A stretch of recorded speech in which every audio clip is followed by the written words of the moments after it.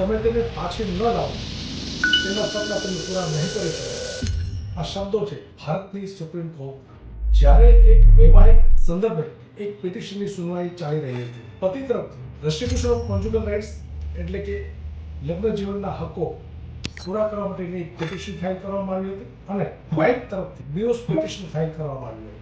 પતિએ લગ્ન જીવનના હકો પૂરા કરવા માટે પિટિશનમાં પતિની અરજી હતી કે પત્ની ઘરે પાછી આવે અને લગ્ન જીવન શાંતિથી પસાર કરે. જ્યારે પત્નીએ ડિવોર્સ પિટિશન ફાઇલ કરી અને પતિ પાસે ફ્યુચર એલિમની ભવિષ્યના ભરણપોષણ માટે ₹5 કરોડની માંગણી કરી. સુપ્રીમ કોર્ટે ચેતવણી આપી કે અમે એવો આદેશ આપી શકીએ છીએ જે તમને પસંદ ન પડે. પતિ તરફથી સુપ્રીમ કોર્ટને રિક્વેસ્ટ કરવામાં આવી કે અમે લગ્ન સંસાર ચલાવવા તૈયાર છીએ, તેમ છતાં જો પત્નીને નથી આવી તો સેટલમેન્ટ પેમેન્ટ હું 35 થી 40 લાખ ચૂકવી શકું છું. પરંતુ પત્ની ₹5 કરોડની માંગણી કરે છે અને 5 કરોડથી કંઈ જ ઓછું લેવા તૈયાર નથી. જ્યારે કોઈ સંતાન પણ નથી. આ સાંભળી ન્યાયમૂર્તિઓ ચકિત થઈ ગયા અને પત્નીને પૂછ્યું કે આટલી મોટી રકમની માંગણી તમે કયા આધાર પર કરી રહ્યા છો?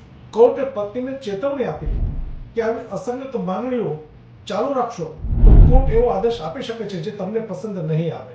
એક પ્રસિદ્ધ મેગેઝિન દ્વારા ભારતમાં એક સર્વે કરવામાં આવ્યું કે ડિવોર્સની કાર્યવાહી માટે પુરુષો અને સ્ત્રીઓ પર આર્થિક શું પ્રભાવ પડે છે. આંકડાઓ આશ્ચર્યજનક હતા.